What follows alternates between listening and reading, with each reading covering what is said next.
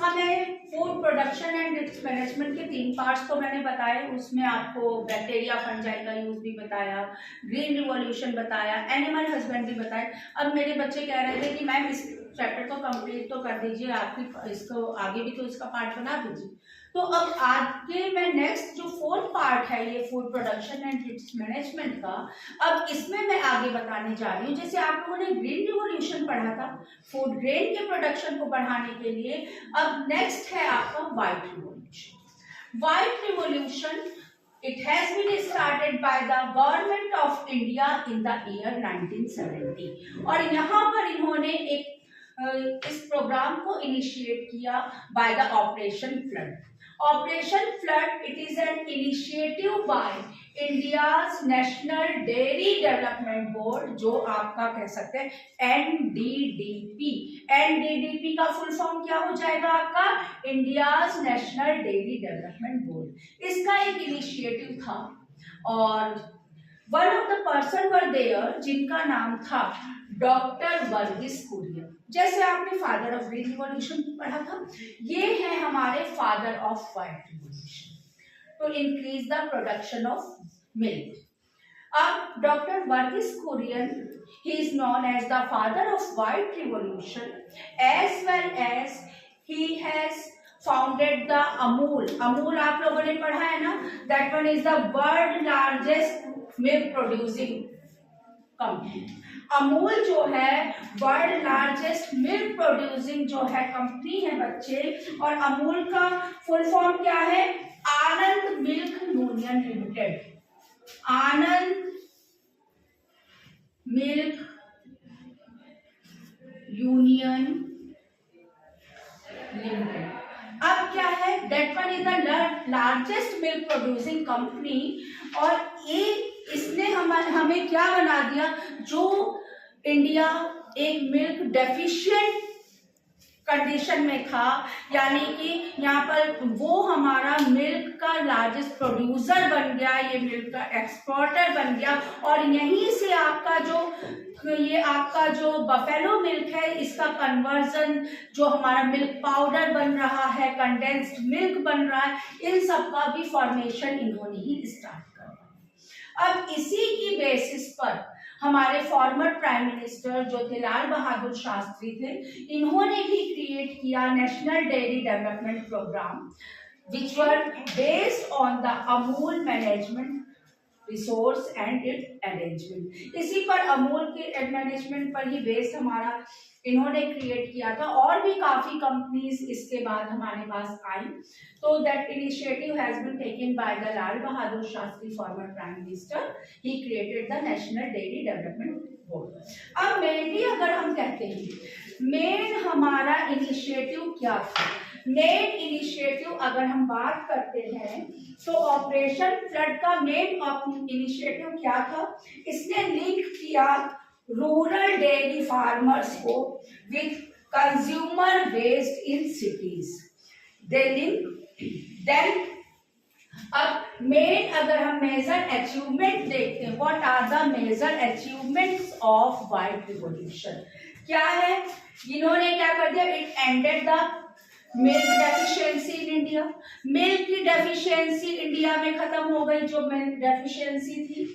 India started exporting milk powder to many foreign country. India ने milk powder को export करना शुरू कर दिया मैनी फॉरेन कंट्रीज में भी। डेयरी इंडस्ट्री और इंफ्रास्ट्रक्चर जो हो गए वो मॉडर्नाइज्ड हो गए, एक्सपेंड हुए, they are modernized and expanded, as well as farmers started having good income. Dairy industry से, dairy farming से they started good income from that part. तो that one is about the white revolution. अब इसको मैं आगे continue करूंगी बच्चे। that one is the meat and poultry में करती हूँ, ठीक है? तो ये है आपका white revolution का पार्ट। हाँ बच्चों, तो क्या हुआ, अब हमने इसके बाद व्हाइट रिवॉल्यूशन हो गया। अब व्हाइट रिवॉल्यूशन के बाद मैं करने जा रही मीट एंड पोल्ट्री। अब यहाँ पर हमारी काफी बर्ड्स ऐसी हैं, काफी एनिमल्स ऐसे हैं जो हमारे एग्स के लिए या मीट के लिए हमारे जो है यूज हो रहे हैं।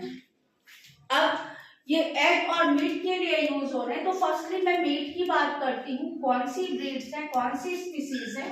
गोट। अब गोट की बात करती हूँ बेटा, तो 19 well known Indian breeds are be there, और जिसमें इंपॉर्टेंट ब्रीड्स है। कौन कौन सी इंपॉर्टेंट ब्रीड्स है इसकी? That one is the Gaddi, Marwari, Kathiawar as well as the Pashmina. All these are the important breeds of goat. Then sheep की मैं बात करती हूँ। शीप हमें मालूम है, अगर बात करें तो यहाँ पर शीप जो है सेकंड पोजीशन पे आ रहा है, जिससे हमें वूल मिल रही है, और इसकी भी डिफरेंट वैरायटीज हमारी हैं। That one is the Nali, Jaisalmeri, Rampuri, many of the Deccani also, many breeds are be there. और नेक्स्ट आफ्टर दैट पिग। अब आपको पता है पिग मीट को क्या कहते हैं? That one is known as the pork. और हमारी कंट्री के अंदर जो टोटल मीट प्रोडक्शन है उसका 8% हमारा that one is comes from the pork. Okay, और इसकी many of the species are there, breeds हैं।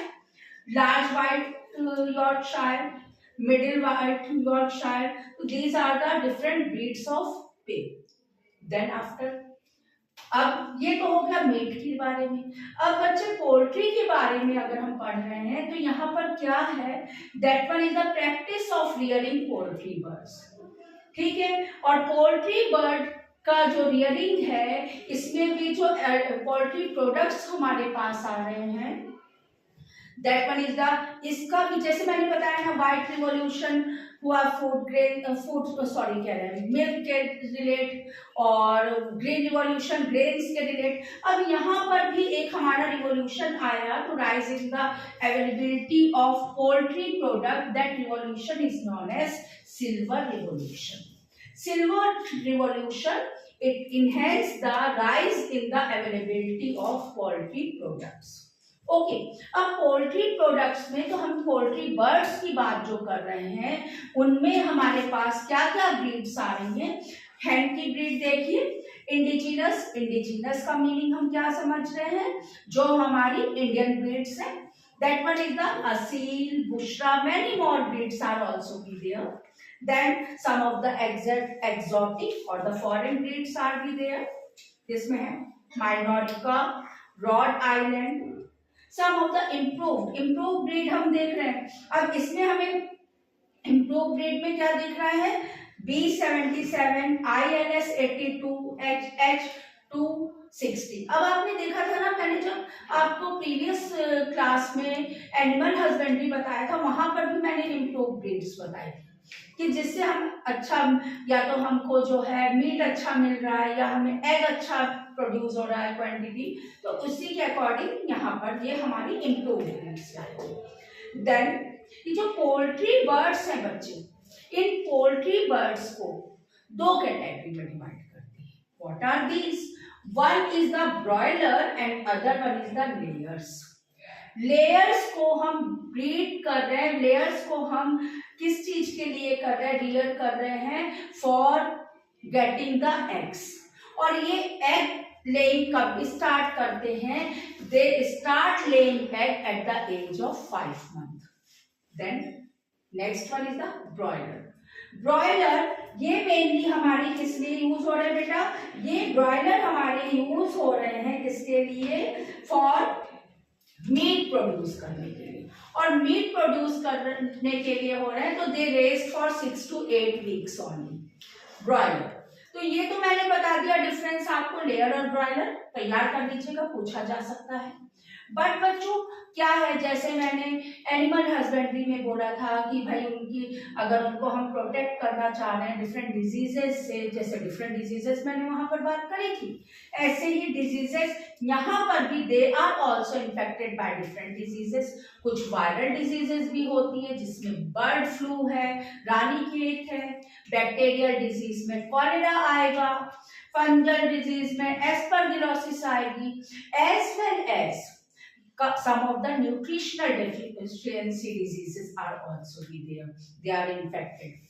तो इसलिए हमें क्या करना होगा, हमें प्रोटेक्शन तो रखना होगा ना, कोई भी अगर है तो क्लीनलीनेस का ध्यान रखना होगा, सफाई है, क्लीनलीनेस है, protection from the different disease causing agent वहां पर रहे, है ना, सैनिटेशन का, हर चीज का हमें पूरा ध्यान रखना होगा वहां पर, जो भी अगर हम इनकी ब्रीडिंग कर रहे हैं. Then poultry birds can be produced from disease by, हम कैसे उनको करेंगे disease free, by providing good shelter, cleanliness, sanitation, nutrient rich diet as well as clean water. तो ये सारी चीजें हम बात कर लेंगे किसमें, मिल्क एंड पोल्ट्री में. अब इसके बाद बेटा हमारे पास 3 कल्चर बचे रहेंगे, that one is the pisciculture, sericulture and apiculture. ये बस पार्ट है, लास्ट पार्ट में बनाऊंगी, वो लास्ट पार्ट हमारा जो है आएगा, इसका जो 5th पार्ट होगा. तो बट अब ये जितना भी एनिमल हस्बेंड्री, पोल्ट्री, मीट, ये सारा कंप्लीट हो गया है. नेक्स्ट लास्ट पार्ट में मैं ये 3 कल्चर लेके चलूंगी. तो this one is all for today's class. Thank you.